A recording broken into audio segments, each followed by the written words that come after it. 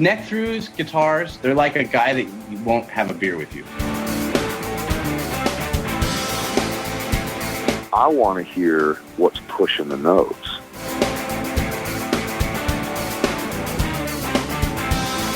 Freddie King and B.B. King, Albert King, and let's not forget Burger King. I don't want to blow my knuckle out. Stainless steel is the work of the devil. These go to 11.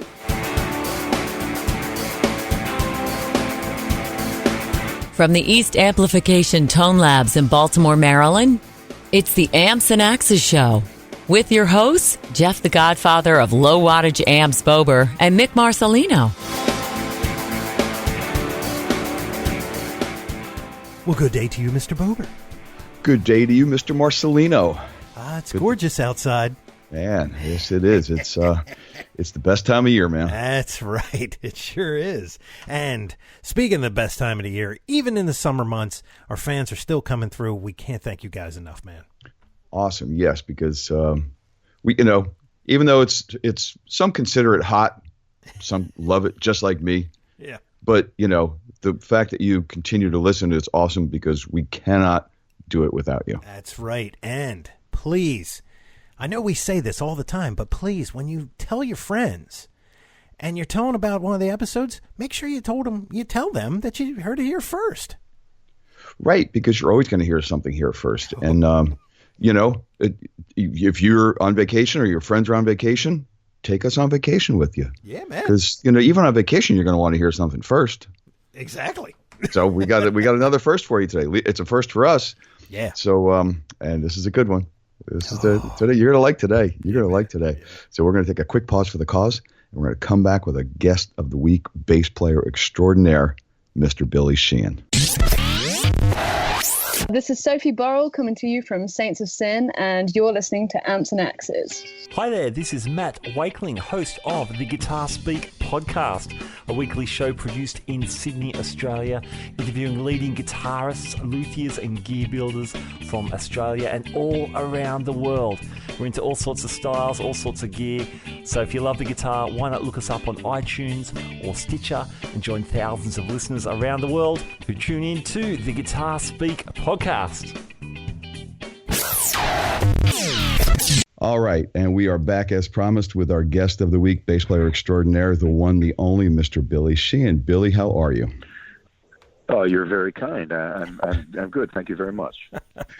Excellent. Good to hear. I must say, because I always have a story, and I'll do it real quick. It was like 1986-ish, and a buddy of mine said, you got to hear this new David Lee Roth album, and it was Eat 'em and Smile, and I was like, oh my God, what is this? And who are these people? And when I started researching it, I discovered this guy. Billy, you play, there is never going to be, and I can say this without any question, there will never be anybody that does what you do the way that you do it. You have this style that just separates you from like every bass player ever recorded. Yeah, it's very unusual, and it's awesome. Oh, it's crazy, man. Well, stop. You're killing me. No, I appreciate it very much. I grew up in playing in bars in Buffalo, New York, and back then you were a little bit isolated. I didn't have anyone to really model myself after, or we didn't have YouTube or MTV or anything like that way back in the day. So I just did my thing, and being in a three-piece band, I had to cover a lot more bases than just the low end and just the root note, what have you. And I guess I lost my mind a little bit, and then somehow what I was doing seemed somehow to appeal to a crowd of people, maybe much like someone jumping off a building or something too. I don't know, but I kept going, and fortunately, no one stopped me, and I just kept on going. And I appreciate your kind words very much. Well, I got to say, as a guitar player, or some semblance thereof, thank you for covering more than just the root note in a trio. you know, because there's a Right lot on. on a guitar player's shoulders if you don't do that. Well, it helps the guitar player a lot, and I remember way back in the day in those bar bands, the guitarist for Talas said you go out and jam with another band, another three-piece band, and he'd go to do a solo, and suddenly the floor fell off from underneath him because there's nothing underneath him really other than a root note. And so, as much as rock is influenced by all kinds of music, in other types of music, in jazz or improvisational things, the bass moves around to imply the chord changes and more than just the root note. The root note, of course, and locked in with the drums. But there's other things you can do to just give a better foundation to another individual, especially a three-piece band. So that's where we began. And we would do pretty adventurous material for a three-piece. We'd do White Punks on Dope by the Tubes, Carry On Wayward Son by Kansas as a three-piece. So we had a lot of there was a lot to cover there. But we pulled it off somehow. Very well, I must say. Yeah, that's great. White Punks on Dope is one of my favorite songs too. Absolutely one of my favorites. What a record! It was so great. Oh yeah. So that was you said New York. So born and raised in New York. Buffalo, New York. Buffalo. Quite different than New York. Than New York City. It was downstate. Buffalo is more like Cleveland or Detroit or Chicago. Yeah, a lot of rock bands. Yeah. What got you into music? This is the kind of the proverbial question we ask everybody. What got you into it? What spurred your interest? Well, I had older brother and sisters. My mom was quite a fan of a lot of music of her generation also. And so there was always music around the house and the radio on, but then around the corner there was a band around the corner. Joe Hesse's house. Joe Hesse was the bass player. And I'd go over and sit in the driveway and listen. I wasn't allowed in because I was a little kid. My big brother and sisters could go in, but I couldn't. So I was outside on the sitting in the driveway listening. And then finally I saw the Beatles on Ed Sullivan, and that brought the whole thing together. And I said, when I saw the Beatles come out and thousands of girls screaming, I said, that's the job I want. Right there. So it really wasn't the music. No, I'm just kidding. Well, initially, it's true. It was, it was a combination of things. It was a culture too at the time. Everybody was in a band and everybody was into music. Music was everything for everybody. Yeah. Maybe you had some sports guys, or some car aficionados, but everybody still had music as their underpinnings of their life. It was everything. It was the thing that moved my entire generation. So being a part of it was made sense. Yeah. Now I imagine there were bands prior to Talas, or was that your first band? Yeah, there was a band. My first band that I really performed in was called Opus One. It was a horn band, 3 lead singers, 4 horns, guitar, bass, drums, keyboard, and nice. Quite adventurous. We did all Chicago, Blood, Sweat, and Tears, elaborate arrangement, and we had great players too. A lot of horn bands had, mid-level horn players. We had some of the best guys around. Those charts from those days still actually exist, and they float around Western New York for bands to play those songs from, 60, 68, 69. Who did the charts? One of the trumpet player was an Oberlin graduate. Oberlin had quite a music program, and the alto player. He went on to play with Maynard Ferguson and Woody Herman. So it was pretty great. It was a pretty good band. Yeah, no slackers there. Absolutely. Wow. Yeah, man. So and then, that's pretty cool. It must have been a stretch to go from a band with that much music being produced on stage by all those different kind of players into a 3-piece at that point. Did you jump from there to Talas, like you put together your 3-piece? Almost. We had one interim band in between. There was a local Buffalo band called the Tweeds that had a regional hit, and there were many years past that hit, but I joined them, an incarnation of them, which then became Talas. At the time I joined the Tweeds, we had a rhythm guitar player too, and so eventually we just dropped the rhythm player, did a 3-piece, and went on from there. And but no, it wasn't that much of a difference. I wasn't really noticing things like that then, stylistic things or changes. Our whole point was to get up on stage, play a show, make the audience happy, so the club owner would invite us back again the next week, and we'd have a steady income from performing. And that was pretty much the purpose behind it all. Now, I wanted to tell you, I read years ago after the Eat 'em and Smile came out, you did an interview in Guitar World magazine where it was you and Steve on the front cover, and it said, the new two-headed guitar monster. And you had said at one point you kind of added up all the gigs that you had prior to joining David Lee Roth, and it was like 3,000 gigs. And easily. And wow. So now, here we are all these years later. Where would you think you are in that number range? I know I'm around 4,000, I think. It's an estimate, and it's an educated guess, but I know I'm around 4,000. I guess at some point somebody will declare what the 4,000th gig is. There'll be some big cake or something. I don't know. Maybe not. Who knows? That's funny. I know when I saw you when the very first Mr. Big album at Hammerjacks, I remember you had this rig that was unbelievable, Jeff. I think I was there. Yeah, and it was like it had the frequencies you could drop down so low. It was rumbling you. And then, of course, because you have that mid-range going on because you have that stereo feed from your, well, it's not stereo, is it? Is it a stereo feed from your guitar? Or actually two independent feeds, right and left. It's just two complete separate pickups that do their own thing. Yeah. Yeah. But the crew, it was quite an elaborate setup, and of course the crew hated me because it was a lot of work. Actually, it wasn't. I had it down pretty well. It was all portable and done right and done pro audio, so we set it up and cables would connect correctly and it would all make sense. And then when people saw it, and actually I explained it to them, it made complete sense.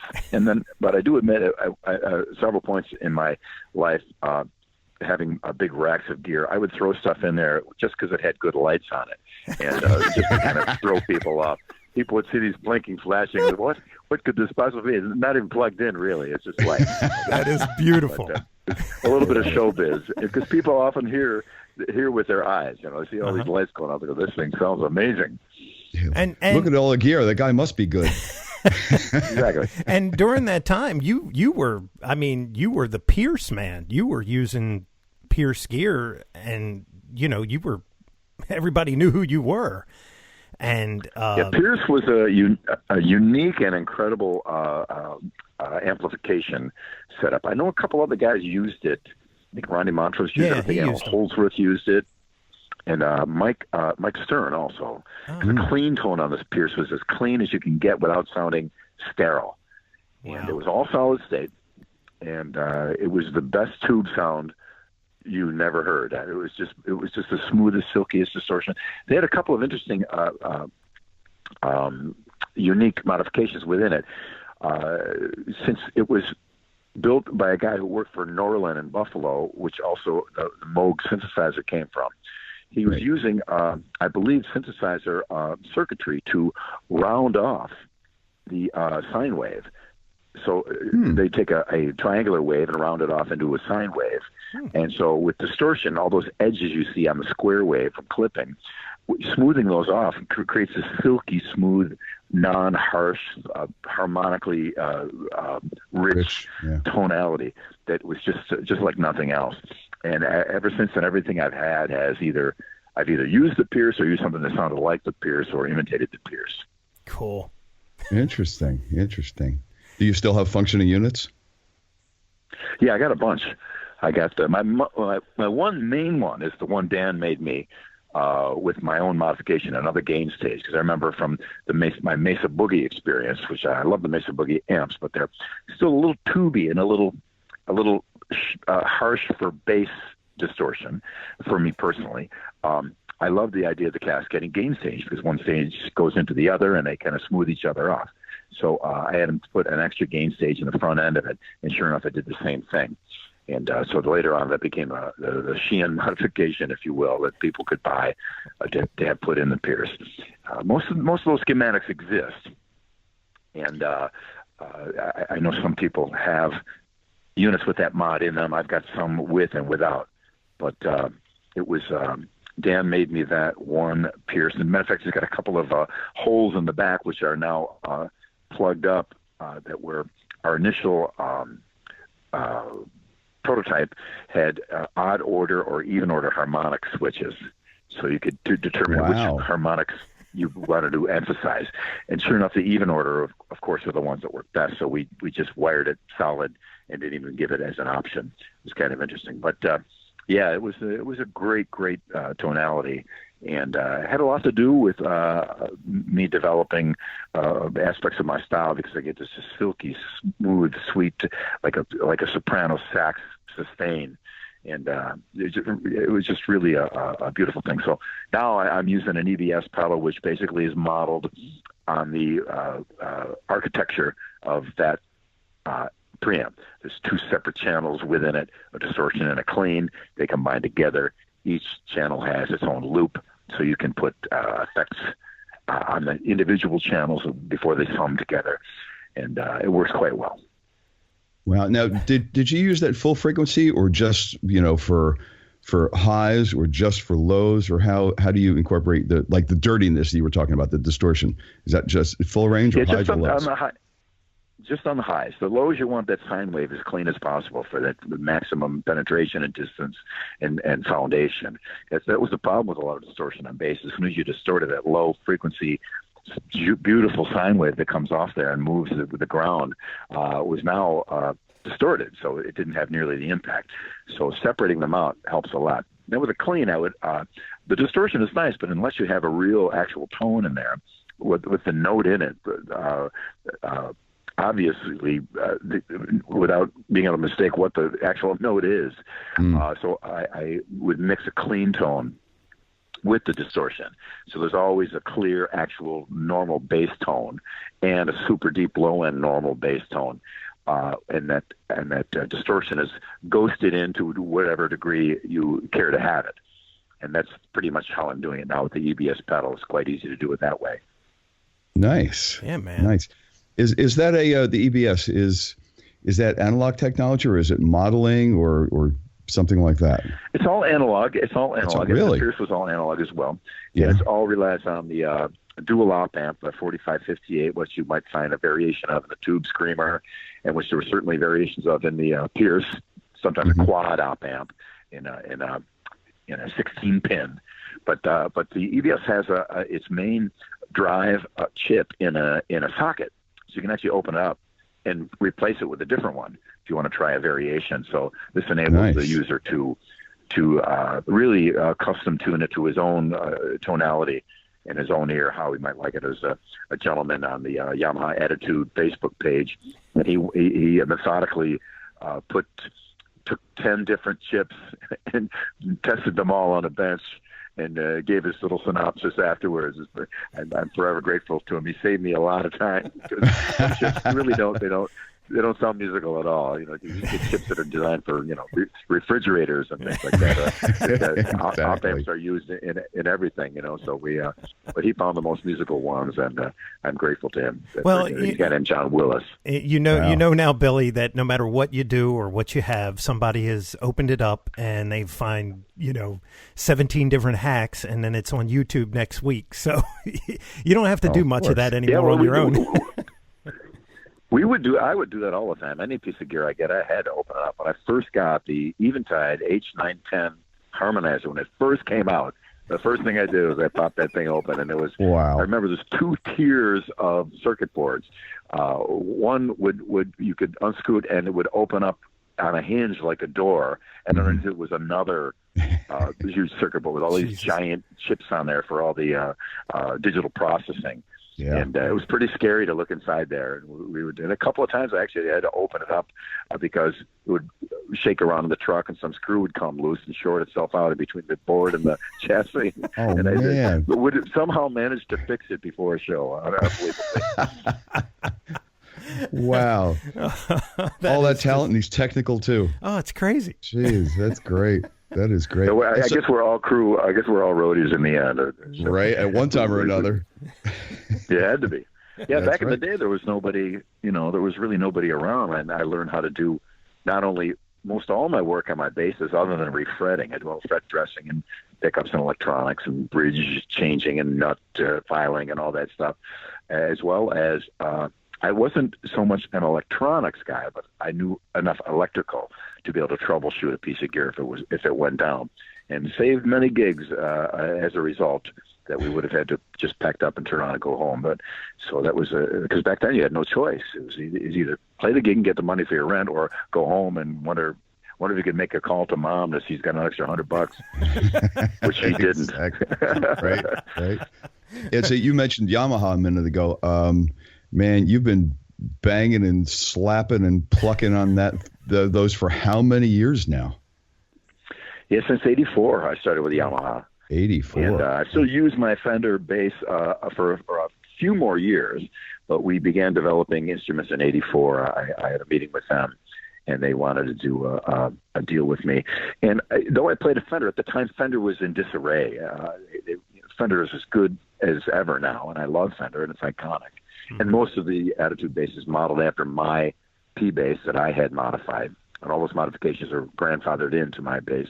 But at the time, in '84, Fender was kind of a mess. It happens to every big guitar company. Sure. And but Yamaha their quality control was rock solid. Their products were just great. So I didn't hesitate to start to work with them until we came up with the Attitude bass we have now. I love the story that you tell about your grandmother saying there will never be an electric guitar in this house.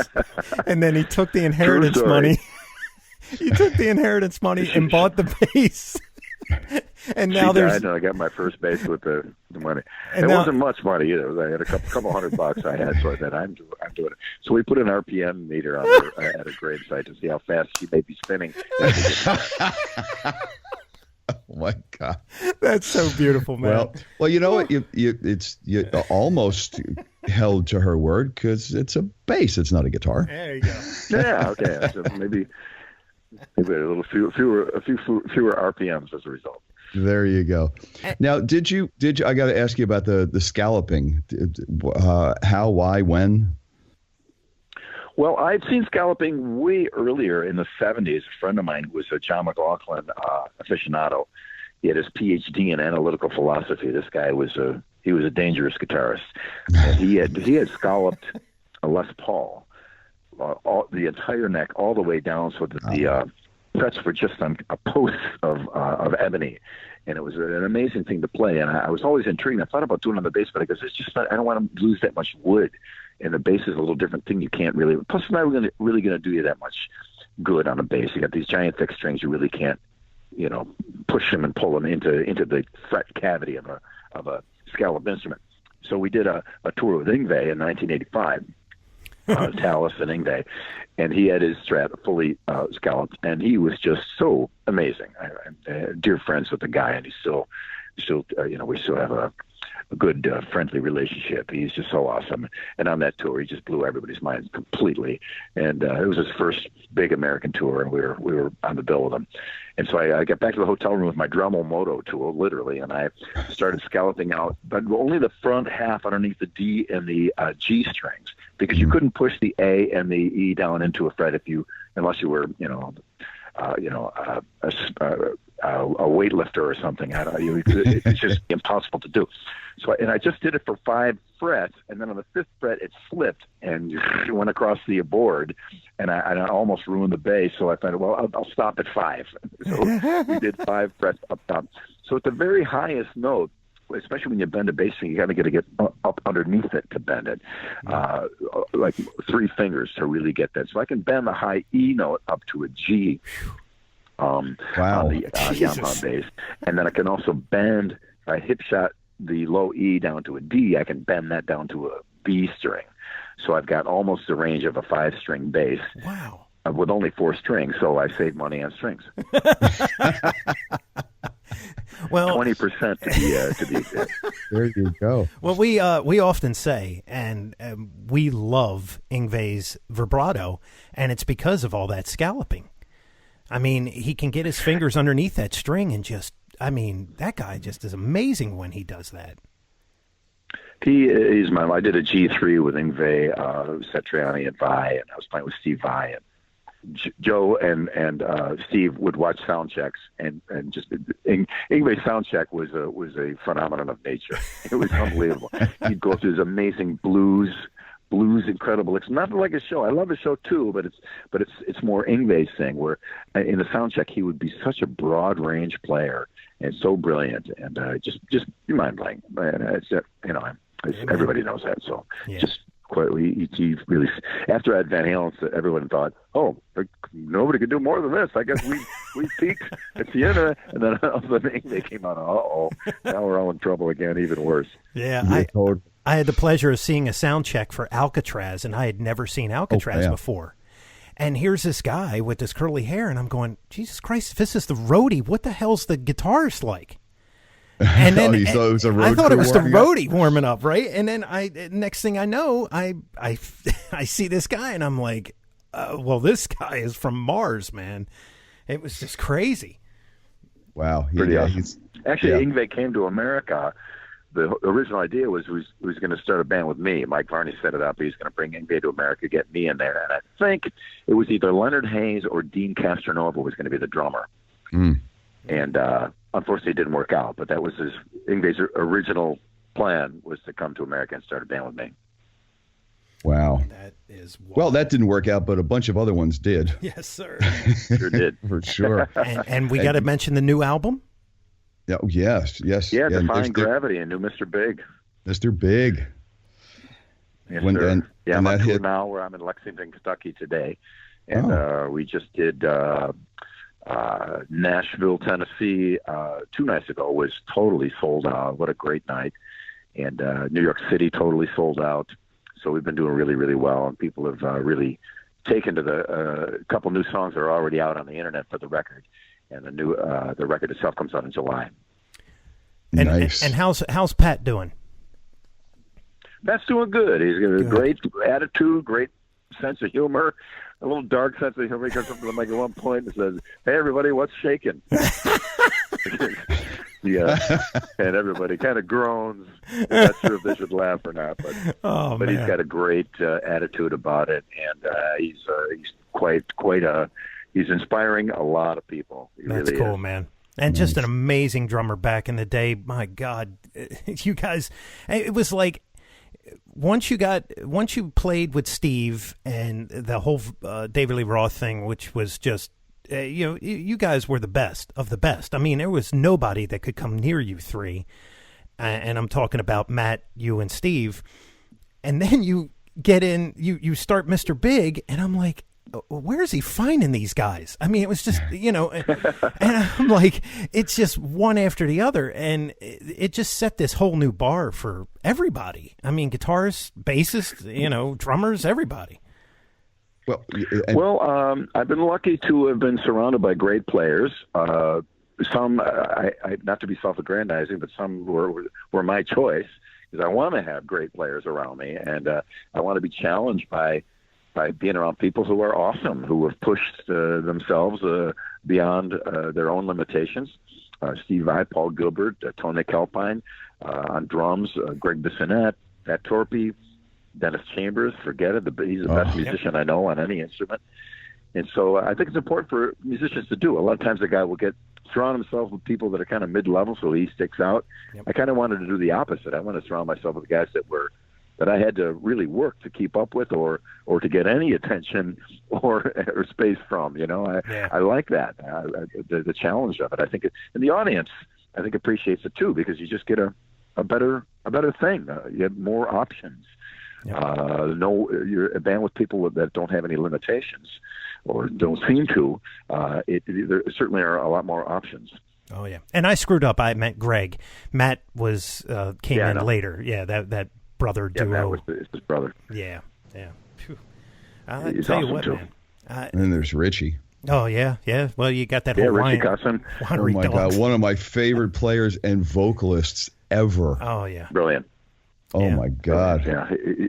And when we put the band together, I thought, I don't care so much about me anymore. I certainly had my moment in the sun, and more than once, and I'm happy. But the world's got to know how awesome this guy is.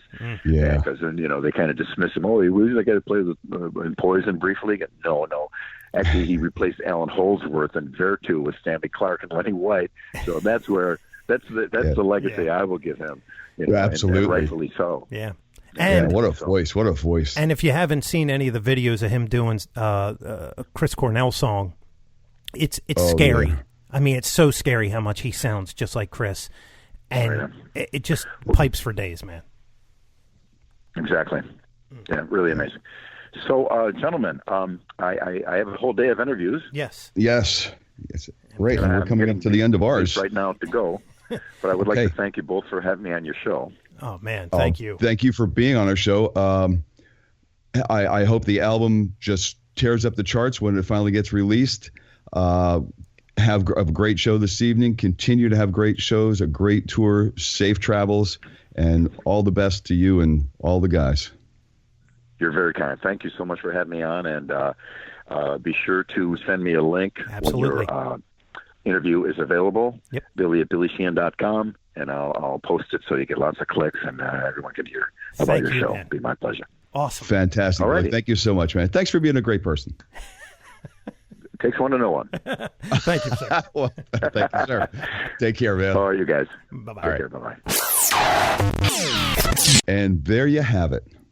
Yeah, man. Had to do a little short one with him because he's on the interview tour right now. Exactly. So, but we tried to squeeze everything out. Look, his history. We go back and we do the whole history thing, but his history is so documented. Yeah. And the guy is. I think we got a great part of it. Though. Oh yeah. I think we got a really. I mean, full horn band in the beginning and stuff. Yeah. That's so cool. I love that stuff. Yeah, and he's never been one of these guys that tries to hide, even though he talked about putting gear in with lights, to kind of fool people.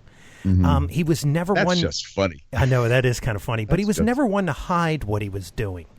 He's just up there, both hands ablazing and putting it right in your face, man. And now he does these clinics. He has these camps that he goes on sometimes, and then of course, the guy's got amazing projects. The Winery Dogs, Mr. Big, and then God, he's played with so many things. Niacin, and then the list just goes on, man, and it's like endless. So, if you haven't heard of him, you've been under a rock, and you should go check him out. Under a rock. Yeah, he's been. God, he's been busy for a long time, and just look at the history with Yamaha alone. That's over 30 years. It's pretty crazy. Just playing Yamahas. Yeah. So he's been out there for more than all those 30 years. Oh yeah. Now here's the other thing, and we didn't really get to touch it with him, and I wanted to, but time is always that constraint. I hate when they're like that, but what are we going to do, right? We got to talk to Billy Sheehan. We get what we get. Sure. The David Lee Roth thing. They had a show that was supposed to be at the bowling alley that's out in L.A., and I forget the name of it, and I apologize. You see videos from there every now and then. There was so many people lined up and so many people inside the building, the fire marshal came in before they even hit a note and shut it down, and everybody had to leave. Wow. Well, there's been rumors that, those guys didn't end on bad blood. There was other entities that pushed Billy out of the band, and, then Steve left to join, I think, Whitesnake at that time, if I'm not mistaken. But there's been talks, because the Van Halen camp hasn't done much, that there could be a reunion with those four guys, and that's Greg, not Matt, Greg Bissonette, Billy, Steve Vai, and of course David Lee Roth. And that thing would be crazy if they did. Because that was an amazing band. If you never got, did you ever see the Eat 'Em and Smile? Any of the Eat 'Em and Smile tour stuff? No, I'm sure I didn't. It was, first off, just to get into some weirdness, they held a world record for 120 tons of equipment. This stage was monstrous. I mean, it was like 3-tier, and it was these just cabinets everywhere, whether they were bass cabinets, guitar cabinets, but they weren't hot. They had, their back line was hidden, right? But it was huge. I mean, it was huge. It was ginormous, man. I mean, it held a world record at that time. All the scaffolding and everything, and they ran all over the place, And it was one of the craziest shows I've ever seen. I mean, Billy and Steve and Dave just flying all over the stage, but not missing a note. Just blowing your mind. I mean, you know, and then Billy comes out, does a bass solo, but it's not just a bass solo like everybody does. Yeah, No, it never is. Steve comes out. Oh. Right? And they start dueling like in Crossroads and going back and forth. And then next thing you know, Steve is behind Billy and Billy is playing Steve's guitar. Playing each other's, Yeah. But just crazy, just hypersonic speeds and all these crazy riffs. And of course, Vi is Vi, it's just, right. He's like a wizard. And it was just amazing. And I thought, well, nothing will ever really top this. Yeah, I mean, those two guys together at that point in time, Oh, were like, my Lord. there was nothing else like that there. No. Yeah. And if you listen to that album, it holds up, man. There's a lot of notes on that album, but that is a good album. It's not, it's not crazy metal, not speed everything. It's actually done very nice. I may have to go revisit. Yeah, man. Cool. So until next time, my friend. That's right, because you never know who's going to be on. Oh, man. I'm Mick Marcelino. I'm Jeff Bober. And we're always saying, onward.